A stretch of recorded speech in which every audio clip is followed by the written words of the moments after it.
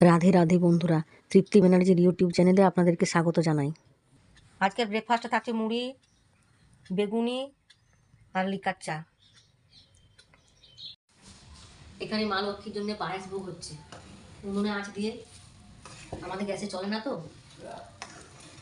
শুধু মা লক্ষ্মী খাবে না একা, এর সঙ্গে গোপীনাথকেও দেওয়া হবে। গোপীনাথ আর রাধারানী, আর তার সাথে থাকবে মা লক্ষ্মী।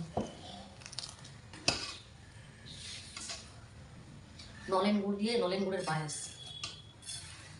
এরপর পায়েসের মধ্যে নলেন গুড়টা দিচ্ছি।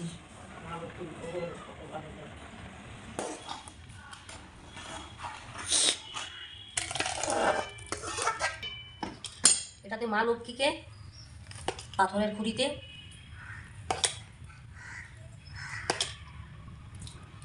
আর এটা হচ্ছে গোপীনাথ রাধারানীর। এগুলো মন্দিরের মধ্যে পৌঁছে দিয়ে আসবো, তারপর পুরোহিত ঠাকুর এসে নিবেদন করবে। এই দেখতে পাচ্ছেন আমাদের গোপীনাথ রাধারানীকে, এই যে গোপীনাথ রাধারানী সিংহাসনে বসে আছেন।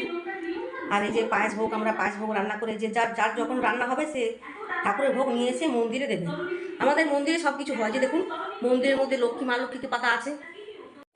আমাদের কাকিমার ভোগ রান্না হয়ে গেছে, কাকিমা গোপীনাথ রাধারানীকে ভোগ নিবেদন করছে আর মা লক্ষ্মীকে। চলুন মন্দিরের ভিতরে। আমি মন্দিরে ঠাকুরের ভোগটা পৌঁছে দিয়ে এসেছি। এবার আঁচ ছিল, সে আঁচের মধ্যে ভাতটা বসিয়ে দিলাম। এরপর হচ্ছে চা। আর এখানে মাকে দেখতে পাচ্ছেন, মা লক্ষ্মীর পাঁচালে পড়েছে। এখন চা বিস্কুট খাবো, চা বিস্কুট খেয়ে মন্দির যাবো, কেন ঠাকুরের ভোগ টানতে হবে তো। তারপর এখন যদি মুড়ি খেয়ে নিই তাহলে মন্দিরের ভিতরে ঢুকতে পাবো না। এসে পরে তরকারি কাটাকাটি করবো, নাহলে পুরোহিত ঠাকুর চাবি দিয়ে চলে যাবো। এই রাধা গোবিন্দর পায়েস ভোগ নিবেদন করা ঠাকুরকে হয়ে গেল। আর এটা হচ্ছে মা লক্ষ্মীর পায়েস ভোগ। আজকে লাঞ্চে থাকছে আলু পোস্ত আর এই ফুলকপি পনির। এখন হচ্ছে নিরামিষ আলু পোস্ত। এরপর আলুগুলো, এরপর দিচ্ছি নুনটা আর কাঁচা লঙ্কা। আলুগুলো ভাজা ভাজা হয়ে গেছে, এবারে একটু জল ঢেলে ঢাকা দিয়ে দিচ্ছি সেদ্ধ হওয়ার জন্য। আলু পোস্তর আলুগুলো সেদ্ধ হয়ে গেছে।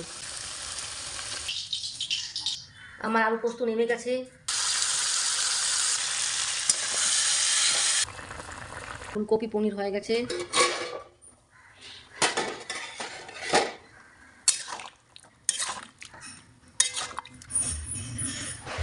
বৃহস্পতিবার নিরামিষ লাঞ্চ কমপ্লিট। ফুলকপি পনির, আলু পোস্ত, পায়েস আর ভাত। আমার এই ভিডিওটা যদি আপনাদের ভালো লেগে থাকে তবে লাইক করবেন, কমেন্ট করবেন, আর নতুন হয়ে থাকলে সাবস্ক্রাইব করবেন আমার এই চ্যানেলটাকে।